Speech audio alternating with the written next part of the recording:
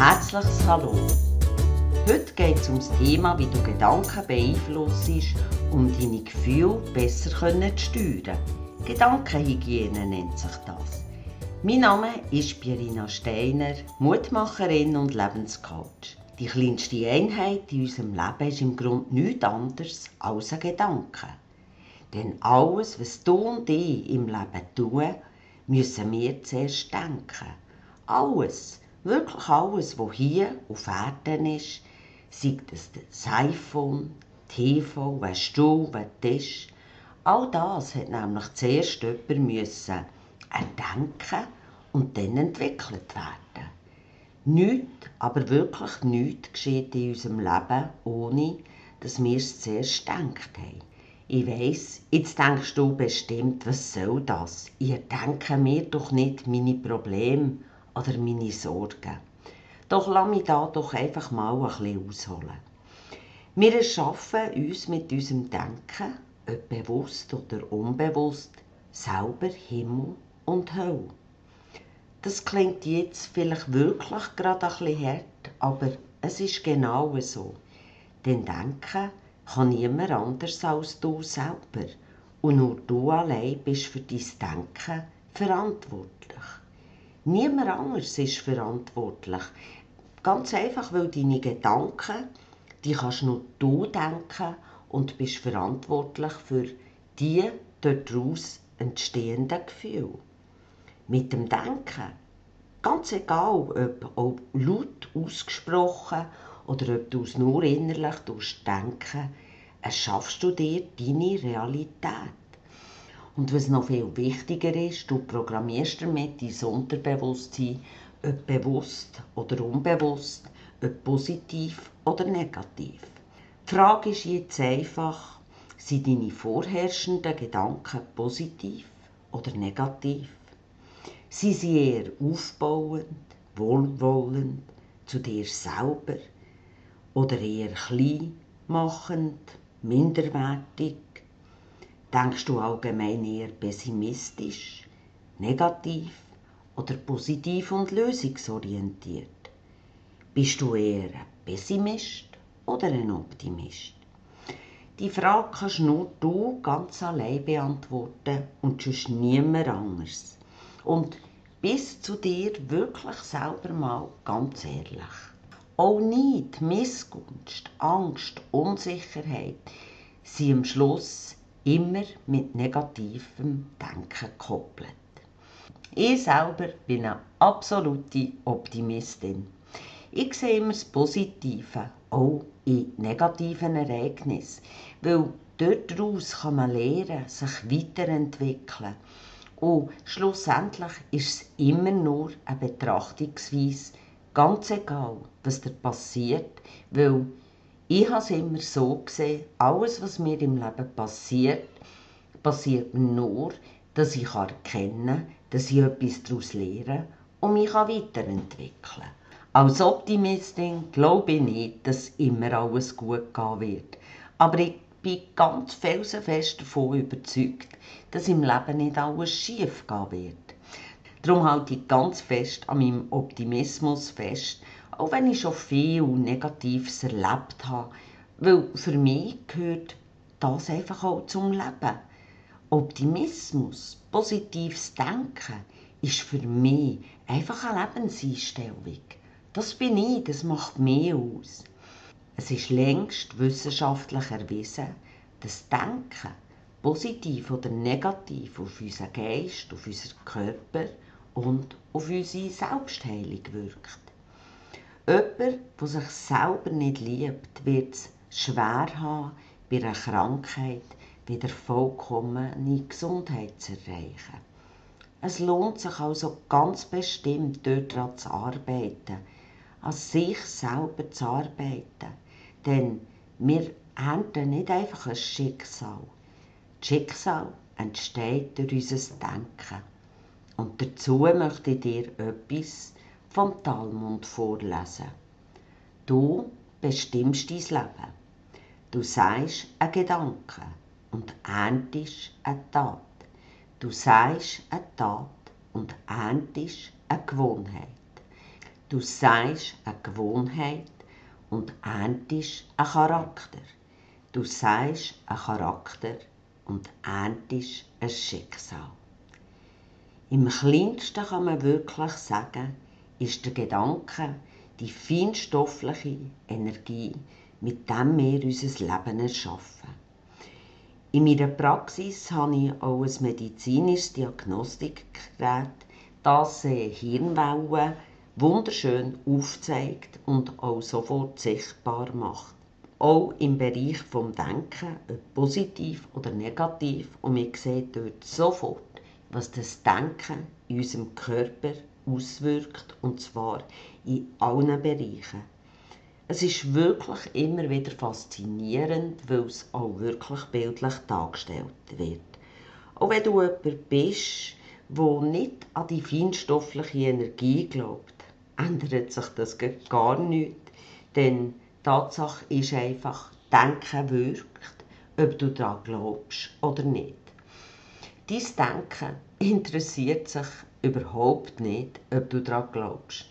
Dem ist der Schnurzpiepe egal. Es wirkt in jeder Sekunde, in jeder Minute.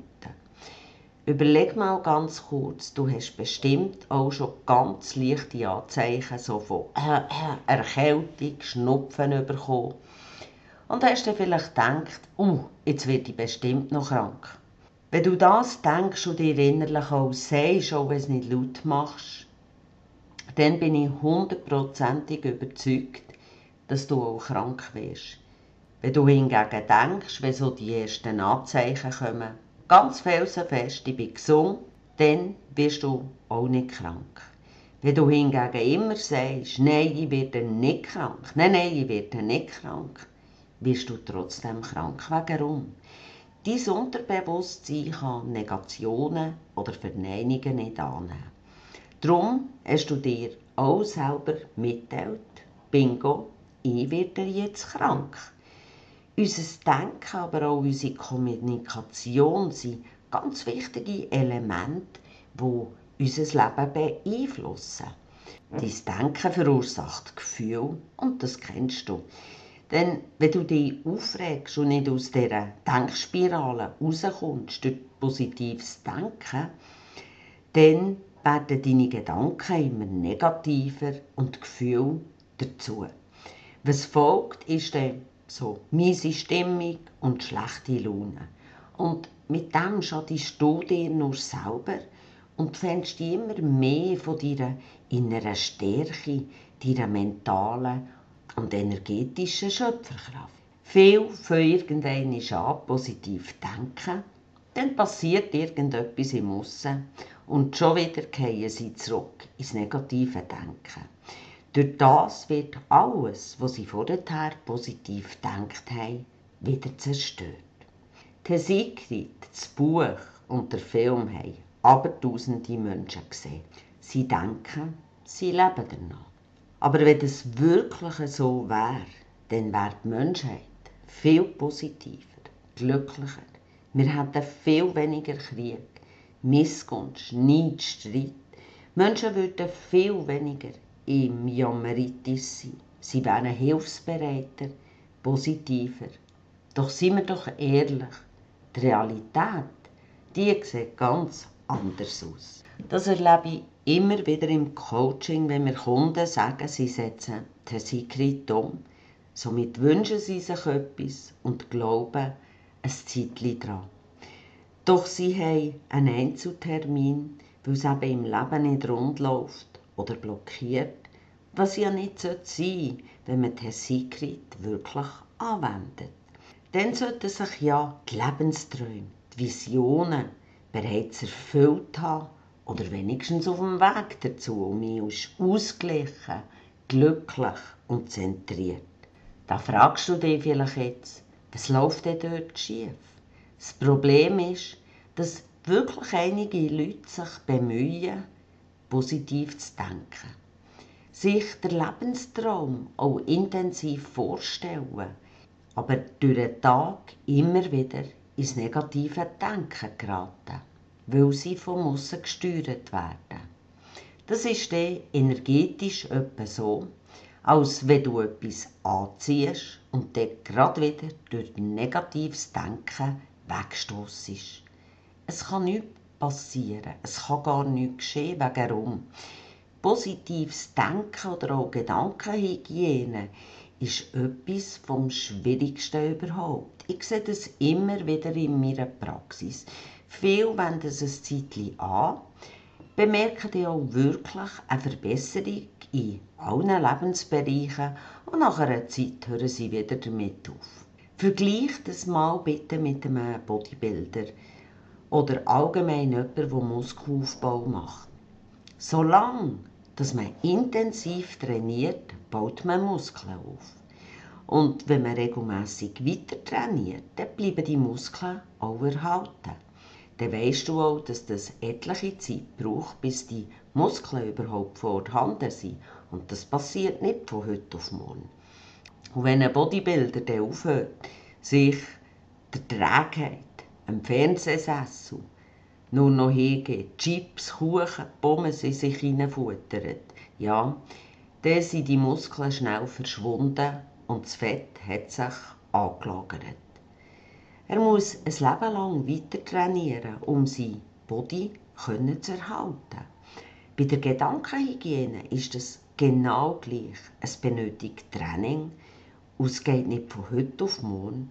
Und wenn du damit aufhörst, bist du viel schneller wieder im Negativen. Und zwar aus dem Grund, weil unsere Nachrichten, die Umwelt, die Zeitungen, die Schlagzeilen, das lebt alles von negativem Gerede und Tratsch.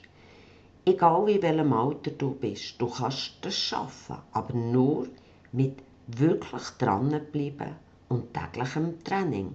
Denn es ist erwiesen, dass wir bis ins hohe Alter, also im Grunde genommen bis zum letzten Atemzug, neue Synapsen bilden können. Und das heisst in dem Sinn, neue Verknüpfungen im Hirn möglich sind.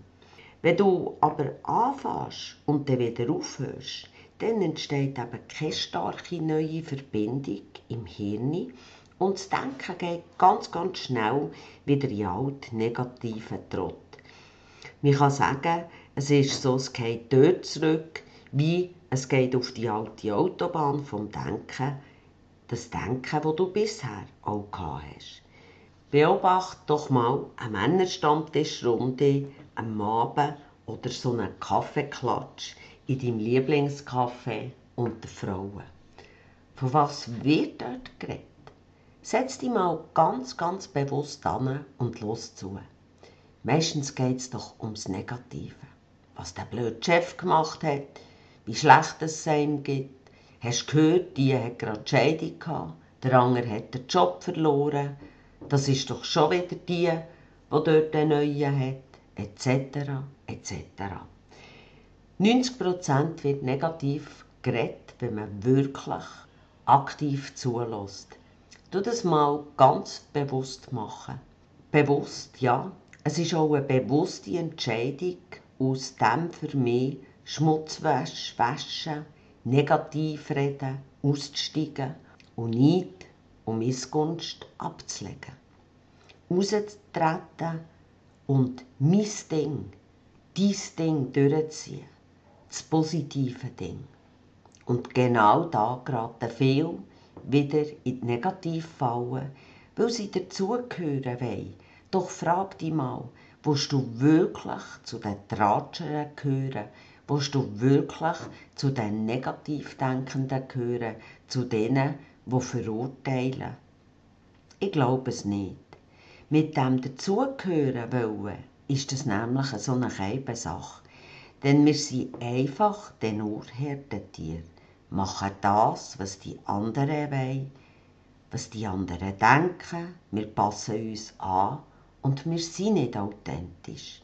Gerade diese Woche bin ich mit einer Freundin unterwegs und so während der Autofahrt sagt sie zu mir: Du glaubst nicht, aber ein Satz, den du mal an einem Seminar gesagt hast, der ist mir so geblieben und der kommt mir immer in den Sinn, wenn ich merke, dass ich mich irgendwo anderen plötzlich anpasse.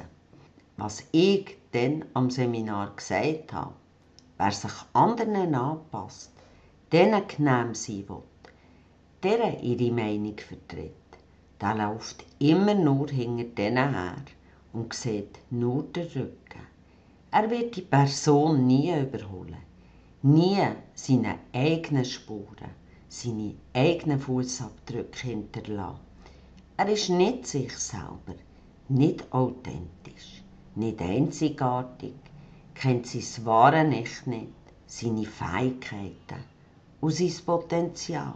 Somit wird die Person nie ein wirklich optimistisches, eigenständiges Leben erschaffen, positiv denken und wirklich ein Schöpfer oder eine Schöpferin von seinem Leben werden. Es geht einfach um eine Entscheidung, um deinen Lebenstraum, deine Vision, deine Energie, deine unsagbare Schöpferkraft. Es geht darum, dich aus deiner Komfortzone rauszubewegen. Und das beginnt immer mit der kleinsten Einheit, mit dem Denken, somit mit der Gedankenhygiene. Ich weiss, dass das nicht so einfach ist, aber ich möchte dir dazu gerne ein paar Tipps mit auf den Weg geben. Etwas zu ändern, das fällt uns viel leichter, wenn wir uns immer wieder daran erinnern, dass wir positiv denken wollen. Darum bestimm irgendetwas, das dich daran erinnert und leg es allen Orten ein bisschen hin, dass es dir wirklich auch präsent ist. Das kann irgendwie ein Stein sein, den du gefunden hast. Du kannst noch Denken draufschreiben, ein Herz aus Papier, völlig egal, ein Foto, eine Vogelfeder. Einfach etwas, das dir helfen soll, dich zu erinnern. Tagtäglich kannst du auch ein Foto machen und es dann auf dem Handy-Display haben. Ich tue ab heute Gedankenhygiene betreiben und ich will ein Positivdenker werden. Jemand, der sein Leben wirklich erschaffen. Wenn du durch den Tag ins negative Denken gehst, dann sag dir innerlich immer wieder Stopp und denk den Gedanken neu, den du gerade gedacht hast. Und denk dann wieder positiv. Du wirst sehen, dass es am Anfang vielleicht ein bisschen mühsam ist, dir aber mit jedem Tag auch mehr Spass wird machen. Wenn du es wirklich durchziehst, wirst du auch merken, wie sich dein Umfeld auf wunderbare Art und Weise verändert. Ganz einfach, weil du dich selber fast verändern. Das anzuwenden lohnt sich auf jeden Fall und es wird dir ein grosses Stück Freiheit zurückgeben. Denn es geht um dein Leben, dein Weiterkommen, um mehr Leichtigkeit, Gelassenheit und Optimismus. Ich würde mich riesig freuen, wenn du es anwenden und ich von dir hören, was alles Wunderbares in deinem Leben bewirkt hat.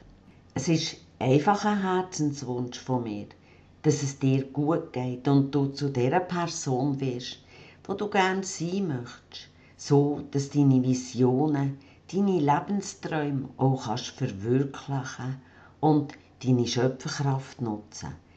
Für dich habe ich übrigens auf meiner Webseite viele Tipps, nicht nur Podcasts, sondern auch im Blog.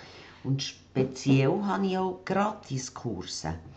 Der eine ist neue Wege, neue Chancen. Oder erkennt dein Potenzial und nutze es jetzt. Und auch etwas ganz Tolles, ein Selbsttest, wo du sofort erfährst, wie deine seelische Widerstandsfähigkeit ist, deine Resilienz. Nutze das. Ich habe es für dich erstellt, damit du innerlich stärker wirst, gelassener, mehr Lebensfreude gewinnst und Herausforderungen besser kannst meistern. Wenn du regelmässig Tipps, Ratschläge, Inspirierendes willst und daran interessiert bist, dann melde dich doch für mein Newsletter an auf meiner Webseite. Dann verpasst du nichts und du profitierst noch von speziellen Kundenaktionen. Ich würde mich freuen, wenn sich unsere Wege irgendwo kreuzen. Vielleicht abonnierst du auch den Podcast, hinterlässt mir einen Kommentar oder wir vernetzen uns anderweitig. Solltest du Fragen haben, ein Anliegen, dann schreib mir doch einfach. Ich wünsche dir von Herzen eine ganz tolle Zeit, voller positiver, aufbauender und schöpferischer Gedanken. Viel Optimismus, Lebensfreude. Bis bald, deine Pierina Steiner.